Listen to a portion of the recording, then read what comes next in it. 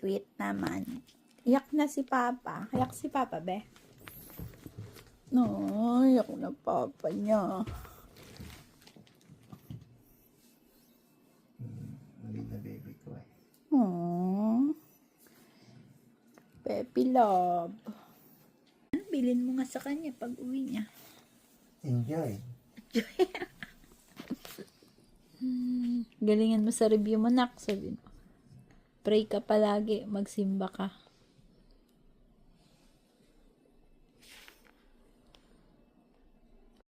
Just enjoying the moment. Naghihintay lang ng time. Na yung sasakyan. Magpapwesto na at paalis na kami. Eto na, nasa car na po. Off to airport. Picture muna with mom. So yan, nandito na tayo sa expressway. Biyahe na tayo, medyo maulan. Kasama pa talaga yung panahon. Nalulungkot din guys. Tignan nyo. Ang gloomy, maulan. Tapos biglang bagsak ng temperature. Sabi nga ng anak ko, paalis ko, kailan paalis, wala na daw lamig. Yung pala, hinatid pa rin siya ng lamig. Nagpahabol ang winter. See? Tingnan nyo guys. So, puro na lang siya mantag dyan. Yung cloudy. Maulan pa talaga. Ang aga pa namin kasi umalis niyan guys para iwas traffic. Tingnan nyo naman. O diba? Pailaw na tayo sa daan. Past 3 lang yan guys. Would you imagine kung ano na yung sitwasyon sa daan? O tingnan nyo. Parang gabi na.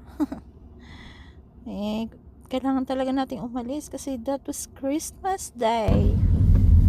December 25. Actually, super lucky ng anak ko eh. 25, 25, 20 na kanyang biyahe. At ayan na, ang kanyang papa ay nabubuhat na ng bagahe. Jesus there. Drop off na kami.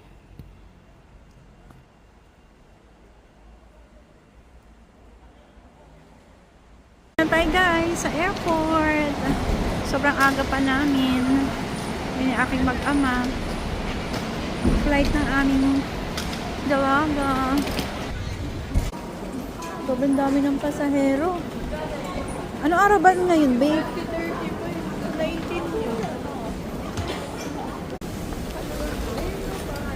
Hi, friend. Hi. Hello.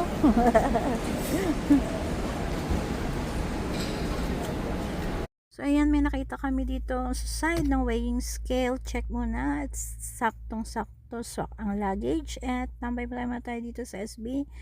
Patay oras lang tayo. Tapos, bumaba na rin kami dito para mag-check kung pwede na mag-drop off ng luggage niya. Kasi nag-online, ano na siya guys, check-in. So, yan, waiting na mood lang muna tayo kasi nasa pila, yun ang ama. Super supportive, syempre. Maghihintay kami na, ayan na siya, kausap na siya dyan sa counter.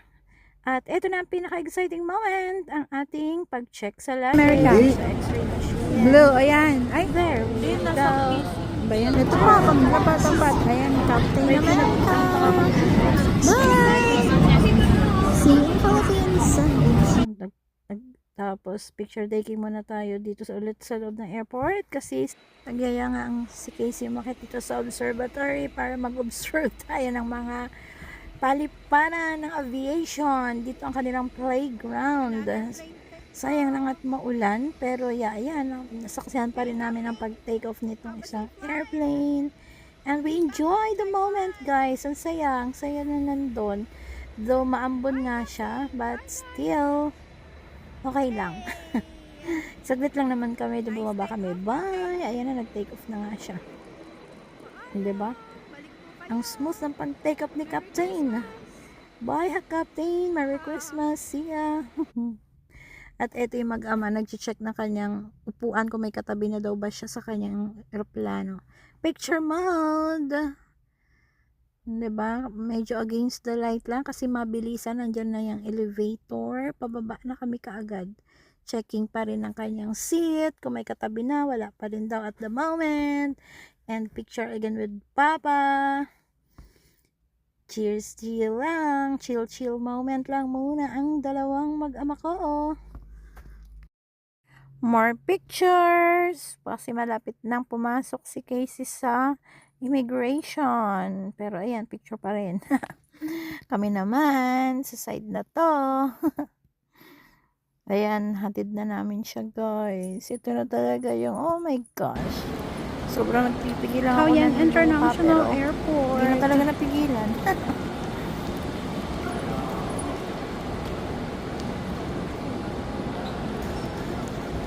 Departure.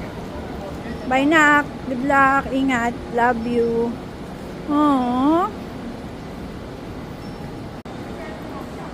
Ingat. Aww, alis na siya, guys. Nakpasok mo agad sa bag documents. Bye-bye. Love you.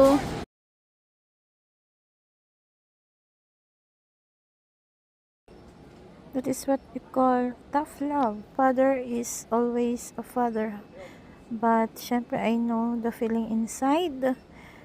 Masakit pa rin, syempre, pero tinatry niya na wag ipakita sa amin. At dito pa rin kami bumalik sa observatory sa taas, guys. Ayun na, may nagte-take off na ulit na isa. Have a safe flight, anak. I love you. Ingat ka dyan palagi. Good luck sa iyong board exam. I mean, mag-review muna pala. See you the soonest. And I hope next Christmas, kompleto ng ating pamilya dito. Yan po ang buhay nating mga OFW. Minsan masakit, minsan masaya. But importante, we enjoy the moment. And I know, naintindihan naman ng ating mga anak yan.